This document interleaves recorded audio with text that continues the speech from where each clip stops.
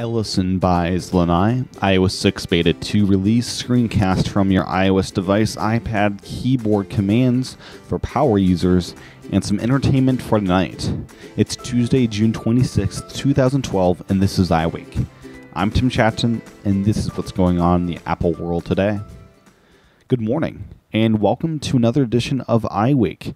Kicking off the show today is somewhat old news that Larry Ellison has purchased the vast majority of the island of Lanai. The island was previously owned by another sole proprietor, and the old owner evidently just wanted out. This story is near and dear to my heart as I live fairly close to this little Hawaiian island. Best of luck to Larry Ellison and his new ownership of Lanai. Here's to wondering if he'll outfit the island in Wi-Fi or some other cool technology. Now let's move on to some random tech news. There's a lot of it today. First up is Apple. They've released iOS 6 Beta 2. The second beta went out over the air, and so far nothing new has been discovered. Something new in iOS 6, however, is that when OTA updates are downloaded, the gears actually rotate when you're at that download page. Pretty cool animation. This is still beta software, and I'd highly encourage you to steer clear of it until Apple officially releases it. Speaking of Apple is the fact that the new Retina MacBook Pros, they're a brand new breed of repair, even for geniuses. Geniuses are required to take 2 classes and pass a test before repairing the new MacBook Pro. According to 512pixels.net, Apple set up 2 different self-guided courses for technicians, the MacBook Pro Retina Mid-2012 Self-Paced Training Course and the Embedded Battery Safety Self-Paced Training Course. The exam is completed online, and all questions related to embedded battery safety must be answered correctly to pass this exam. So rest assured, your Retina MacBook Pro will be repaired by those that actually know what they are doing. Speaking of Apple stores, is Apple Stores employee training. According to 9 to 5 Mac, the new training program they're pushing out is going to be named Dubbed Pathway, and it's based around creating an Apple career path for new Apple retail hires. New Apple retail hires will be considered to be in an ongoing training during the entirety of their first year working at Apple retail. The program's logo is a green iOS icon with a path-like curved arrow formation. This program affects new and even current employees going through training sessions. Pathways focuses on providing 3 times the amount of core training. Core training is basically the basics of working in the Apple Store. New employees are taught customer interaction, store features, and about the products. Apple stores will now have a new employee that's dedicated to Pathway and managing it and other training operations. So that is Pathway. Basically, they're taking training to the next level, 3 times the amount of training, and they're going to be taking Apple Store jobs as a career path, which is definitely a cool thing. This sounds like a great step forward in Apple employee training. I love Apple stores, and the interactions I have there have always been great. But one thing that hasn't always been great is the knowledge of Apple products. And it seems that their main focus up to now has been customer interaction. Well, that is fine and dandy. I would love them to take a bit more time to be a bit more knowledgeable on Apple products. And this should help out with that, so we'll see if it does. And other news is Verizon. They've expanded their LTE network yet again. The expansion now includes 46 new cities and expanding coverage in 22 others. The new total is now up to 304 cities, and this is yet another reason to buy the LTE Verizon iPad. Speaking of the iPad, is the cost to charge up an iPad.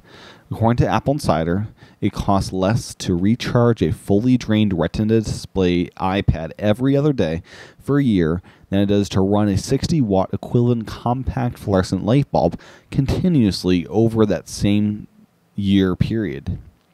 The cost here is estimated at $1.36 per year, or a little under $3 if you charge up the iPad every single day. It's pretty impressive, especially for a device with a battery so large. Last up in general tech news is Macworld. They've reviewed the new Airport Express that looks like a white Apple TV. In the end, it seems to be a winner. The only negatives in their review is the lack of gigabit Ethernet ports and its smaller range than the Extreme airports. Macworld gave it a pretty glowing recommendation for small house owners and apartment dwellers. At its low price point of $99, Apple has finally created a great router for those that don't want to shell out the big bucks for the Extreme. Oh, not to mention its size makes it a great travel router. I do miss the old design's plug-and-play functionality. The new one requires that you bring a cord along for your journeys. Now on to some app news. First up is a new Tumblr app. Version 3.0 includes a new layout, offline mode, Spotify support, and high-res images, so your sites look great on Retina displays. Overall, a great update that may make you want to start a Tumblr blog now that you can do it even better from your iOS device. In other news is an update to FIFA 2012. The update makes it look beautiful on the Retina iPad, and that's mainly what it does. In other app news, we move over to Samsung. They're making it easier to move to a fancy new Samsung Galaxy device. The app is free to anyone purchasing a Samsung Galaxy device, and it quickly installs on any Galaxy product, PC, or Mac. The app transfers media, contacts, content, and all that other stuff packed into handhelds from iTunes to an Android-powered tablet or phone by Samsung. Users can also manage their content through iTunes to maintain preferences during the sync process. Sounds quite cool, but it still doesn't make me want to get one of their crazy knockoff phones. Next up, I just want to highlight a cool app. If you're looking for a real-time video filter app, then go out and grab Cine Pro. It is a nifty app that lets you, as I said, record video with filters. The really cool app that I discovered, though, is called Display Recorder. It's been out for about a week and it hasn't been pulled yet, which amazes me. The app lets you record your iPad, iPhone, or iPod Touch's screen. The app by the name of Display Recorder is a must-have if you want to screencast from your iOS device. You can use this video in iMovie or Avid Studio for iOS to polish it up and send it off to YouTube, or if you're happy with your initial recording, you can upload it straight to YouTube from the app. Oh, another cool thing is it captures the microphone audio, so you don't need to do a voiceover after the fact. This is a wonderful app that I never thought would be released, or an app that I thought Apple would not allow to be released. But it's here, and it's awesome. Display Recorder is available now, and it costs $2. Next up is a nifty update to Google's Gmail app. The update adds support for Notification Center, and it doesn't make you log back in after a few weeks of use. It's out now, so go out and get it.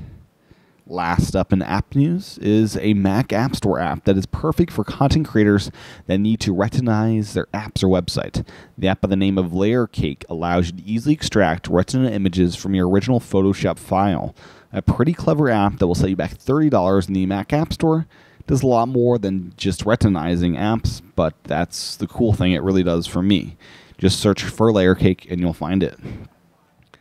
Closing out the show are a couple odd and end stories. First up is someone discovering the secrets of iPad keyboard shortcuts. The keyboard shortcuts allow you to switch between apps and much more, all with a simple Bluetooth keyboard. The three big ones that were discovered aren't documented anywhere by Apple. I'm sure there's more just like these. First up is Command-Shift-Tab. It switches right to the previous app just like a four-finger swipe. Think of it as a way to move back through the task switcher. Command-Tab switches you back left to the app you were originally in. The screen will bounce a little when you're already on the latest app, as it would if you're trying to swipe where you can't swipe anymore. Left plus right, followed by Option left or right to page 3 your dock. If you go all the way to the left, you'll get the volume, playback, and brightness controls. There are many others like these, and you can read the full article over at the.taoofmac.com. I'll have a full link over at iWakePodcast.com along with the show notes. Last up is some entertainment for you tonight. HBO has surprisingly released their new hit show written by Aaron Sorkin on YouTube. The premiere of Newsrun runs 1 hour and Newsroom runs 1 hour and 12 minutes, and it's available on their YouTube page ad-free and ready for consumption on anything that runs YouTube. This is a brilliant move that will suck people into the new show, and HBO hopes they will gain some subscribers this way. I personally would love if this show could make it onto iTunes now rather than a year from now, but that I don't see happening anytime soon. The link to the video will be in the show notes over at iWakePodcast.com, and it looks to be a very entertaining show and worth a watch. Well, that's what's going on in the Apple world today. If you like this show, please head on over to iTunes to leave a review, and also head on over to my YouTube channel, youtube.com/TCHATEN, to watch the video version of iWake as well as the other videos that I record for the channel. Finally, you can subscribe to iWake Again over at iWakePodcast.com/again. Your support there is really needed. It's a way you can donate to the show. It's a $10 a month subscription that gets you a Saturday show that's around 30 minutes in length, and it lets you financially support the daily show that you get free of charge. So that's that. iWakePodcast.com/again. Join me tomorrow for another edition of iWake. Aloha.